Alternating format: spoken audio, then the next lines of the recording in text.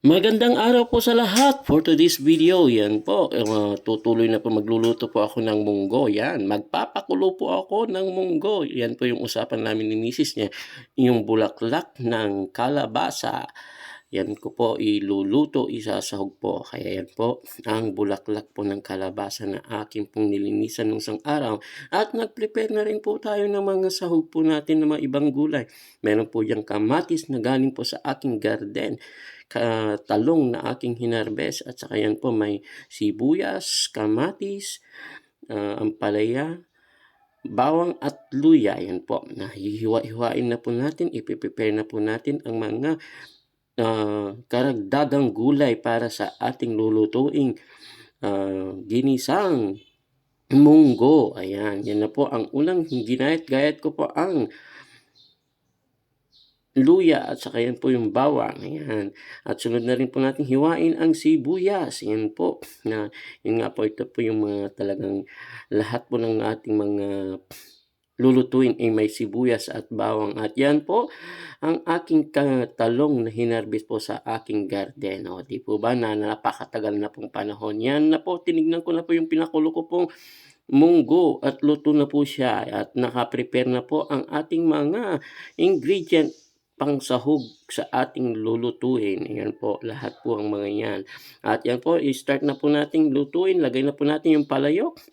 At maglalagay na rin po tayo ng mantika. Ayan po. At una po nating igisa ang bawang. Pangalawa po, nagigisa pagka mikos-mikos lang po ang susunod po natin ang ating luya. Ayan po. Imikos-mikos lamang po yan. Pagkatapos po natin mamikos-mikos, sunod na po natin ang sibuyas. At pag mikos-mikos ng sibuyas, sunod na natin ang kamatis. Ayan po. Di po ba? Pag kamikos-mikos po ng ating mga kamatis at pag naluto na po yan, ilalagay na rin po natin yung talong at ang ampalaya. Di po ba? Pag naluto na po ang ating ampalaya, pagkalagay po natin ang ampalaya at saka talong, isusunod na rin po natin ang binoil po natin kaninang munggo. Di po ba? Ilalagay na po natin ang munggo na kasabay po ng talong at ampalaya. Ayan. Pagkalagay po natin ang talong at ampalaya, imimikos-mikos lamang po yan. Ayan. Buhos na po natin ang munggo. Ayan. Po ba, lutong-luto na po yung munggo po natin. And then, mekos-mekos lamang po yan.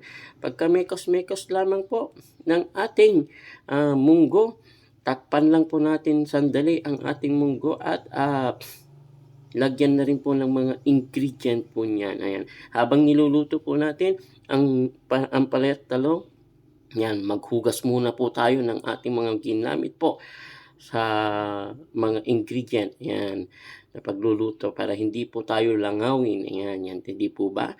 Double tasking, triple tasking po tayo para at least po hindi po tayo madagsan ng hugasan at hindi po dadagsain po ng mga mga insekto, lalo na po ang langaw at ang langgam. Di po ba? Kaya dapat po maglinis-linis po tayo sa ating mga kapaligiran at lalo na po sa ating kusina pag nagluluto po tayo. Ayan. At binalikan ko po ang aking niluluto pagkatapos maghugas. Yan. Niluto na po ang ampalaya at talong. Kaya ilalagay na po natin bago ko po ilalagay, titikman ko muna. Kasi nilagay ko na po kanina ang mga ingredient po niya pampalasa. Yan. Masarap daw, sabi po ng inyong kapatid. Yan. Lagay na rin po natin ang bulaklak ng kalabasa. Pagkalagay, mikos-mikos lamang po. At pagka mekos-mekos po yan, takpan po natin. After 2 minutes po, luto na po ang ating munggo. Di po ba yan? Takpan lang po natin yan.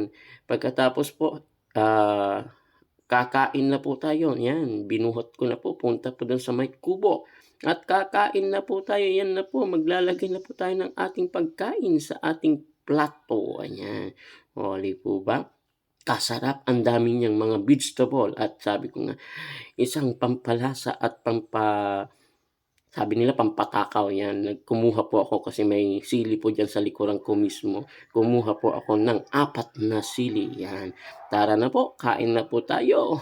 Kaya sa lahat po ng ating mga kaibigan po diyan na nanonood, kung nagustuhan niyo pong aking video, paki-share, like and share naman po, at lahat po ng hindi pa po nag-follow sa akin, paki-follow naman po. Ayan, ang sarap po ng aking kinakain, yan.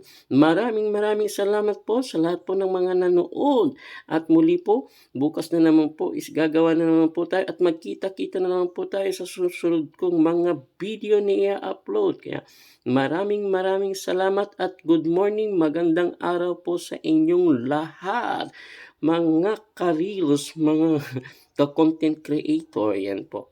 Maraming salamat po at good morning po.